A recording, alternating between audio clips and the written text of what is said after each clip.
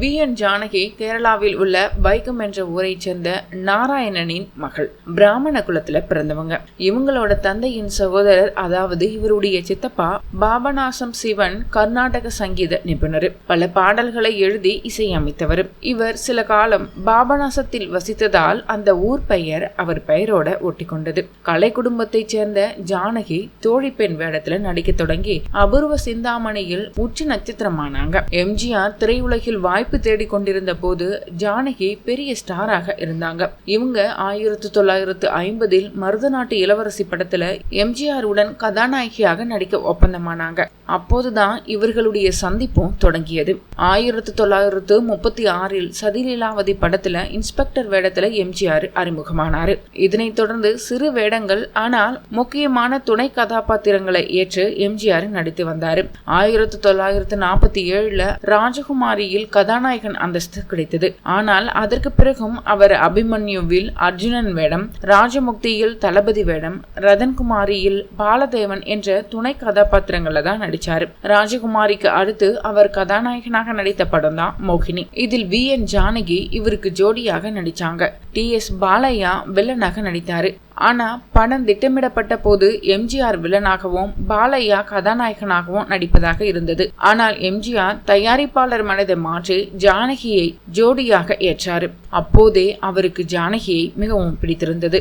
ஆனால் அவருடன் பேச முடியாதபடி அவருக்கு காவல் பலமாக இருந்தது. அப்போது ஜானகிக்கு ஒரு ஆண் குழந்தையும் இருந்தது. காண்டிப்பன் என்ற சாதாரண குடியானவனாக எம்ஜிஆர் நடித்திருந்தாரு. மாறுவேடத்தில் காட்டுக்கு வந்து அவரை காதலிக்கும் இளவரசியாக ஜானகி நடிச்சிருந்தாங்க.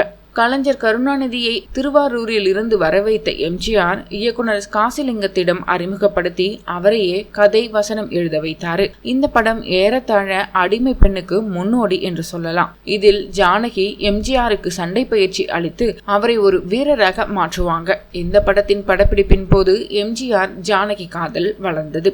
ஜானகி ராஜமுக்தி படத்தில் கதை தலைவியாக நடித்த பொழுது இரண்டாவது கதை தலைவனாக எம்ஜிஆர் நடித்தாரு. எம்ஜிஆருக்கு முதலாவது மனைவியான பார்கவி என்னும் தங்கமணியின் சாயலில் ஜானகி இருந்ததால எம்ஜிஆருக்கு இவர் மீது ஈர்ப்பு ஏற்பட்டது. அந்த ஈர்ப்பு மோகினி படத்தில் சேர்ந்து நடிக்கும் பொழுது இருவரும் நெருங்கி பழகினாங்க. 1950 மருதநாட்டு இளவரசி படத்தில் ஜானகியும் எம்ஜிஆரும் காதலிக்க தொடங்கினாங்க. அந்த காலகட்டத்தில் எம்ஜிஆர் ஜானகிக்கு எழுதப்பட்ட காதல் கடிதங்கள் ஜானகியின் முதல் கணவரான கணபதி பட்டின் கைகளில கிடைத்தது. கணபதி பட்டிற்கும் ஜானகிக்கும் இடையில் சண்டை முற்றியது. ஜானகி நள்ளிரவில் தன் மகனுடன் தனது வீட்டை விட்டு வெளியேறி அப்பொழுது குடியிருந்த எம்ஜிஆரின் வீட்டிற்கு அடைக்கலம் தேடி போனாங்க. எம்ஜிஆர் அவரை தனது வீட்டிற்கு எதிரே இருக்கக்கூடிய தெருவில் ஒரு வீட்டில் குடி வைத்தார். எம்ஜிஆர் அண்ணனும் நடிகருமான எம்ஜி சக்கரபாணிக்கு இது பிடிக்கல. 1958 நாடக மேடையில் எம்ஜிஆர் காலில் அடிபட்டதும் எம்ஜிஆர் படுத்த படுக்கையானார். அப்போது அவர்களை புரிந்து கொண்ட சக்கரபாணி எம்ஜிஆர் ஜானகியை வீட்டுக்கு அழைத்து வருவதற்கு சம்மதித்தார். ஜானகியும் சதானந்தவதியும் எம்ஜிஆரின் அண்ணன் அண்ணி பிள்ளைகளும் பல வருடங்கள் ஒன்றாகவே வாழ்ந்தனர். கேரளாவில் ஒரு கோவிலில் சில நண்பர்கள் முன்னிலையில் எம்ஜிஆரும் ஜானகியும் மாலை மாற்றிக்கொண்டாங்க. ஜானகிக்கு மகனான அப்பு என்ற சுரேந்திரனை எம்ஜிஆர் தன் வளர்ப்பு மகனாக ஏற்றுக்கிட்டாரு. இந்த திருமணத்தை எம்ஜிஆர் அண்ணனும் நடிகருமான எம்ஜி சக்கரபாணியும் குடும்ப நண்பரும் நடிகருமான C.T. ராஜகாந்தமும் ஏற்க மறுத்தனர். எம்ஜிஆரின் இரண்டாம் மனைவி சதானந்தவதி உடல்நலம் இல்லாம இருந்தாங்க. அவரை இவர்கள் இருவரும் அக்கறையுடன் கவனித்துக் கொண்டனர். 12 ஆண்டுகள் கழித்து 1962 பிப்ரவரி 25 சதானந்தவதி மறைந்த பிறகு 1962 ஜூன் 14 எம்ஜிஆரும் ஜானகியும் சட்டப்படி தன்னுடைய திருமணத்தை பதிவு செஞ்சுக்கிட்டாங்க. இவர்கள் இருவரும் லாய்ட்டு சாலை வீட்டில் இருந்து கிளம்பி ராமாவரம் தோட்டத்திற்கு சென்று குடியேறினாங்க. 1962 எம்ஜிஆர் கலைஞருக்காக தஞ்சையில் பிரச்சாரம் செய்த போது சதானந்தவதி இறந்த செய்தி அவருக்கு கிடைத்தது. அவர் காருக்கு பின்னால் ஒரு காரில் விரட்டி வந்து நள்ளிரவில் இந்த செய்தியை தெரிவிச்சாங்க. கலங்கிய எம்ஜிஆர் கலைஞரின் பிரச்சார கூட்டத்தில் பேசி நண்பருக்குரிய கடமையை முடிச்சிட்டு மனைவிக்குரிய இறுதி கடனை நிறைவேற்ற சென்னைக்கு புறப்பட்டாரு. 1950 காதலிக்க தொடங்கி 1962 சதானந்தவதி மறைந்த பிறகு இயக்குனர் K. சுப்பிரமணியம் தலைமையில் எம்ஜிஆரும் ஜானகியும் திருமணம் செய்துக்கிட்டாங்க. அதற்கு பிறகு இருவரும் ராமாவரம் தோட்டத்திற்கு தனி குடித்தனம் நடத்த கிளம்பினாங்க.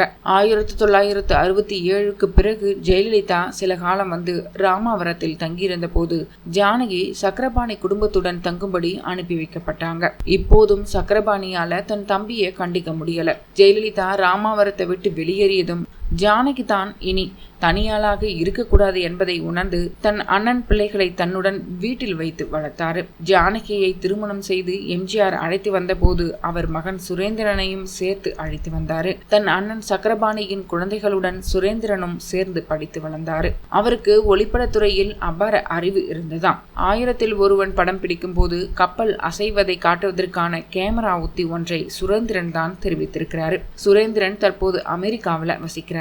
அவருடைய குழந்தைகளுக்கு செங்குட்டுவன், இளங்கோ, கவிதா என்று எம்ஜிஆர் தமிழ் பெயர்களை சூட்டியிருக்காரு. அவர்களில் ஒருவர் மட்டும் வெளிநாட்டு பெண்ணை திருமணம் செஞ்சுக்கிட்டு இருந்திருக்காரு. ஜானகியின் மகனும் அவரது பிள்ளைகளும் பேர பிள்ளைகளும் நல்ல நிலையில இருக்காங்க. எம்ஜிஆரின் சுயசரிதமான நான் ஏன் பிறந்தேன் நூலின் பதிப்புரிமை எம்ஜிஆருக்கு பிறகு அவரது மனைவி ஜானகிக்கும் அதன் பின்பு ஜானகியின் மகனான சுரேந்திரனுக்கும் சட்டப்படி மாறியுள்ளது என்பது குறிப்பிடத்தக்கது.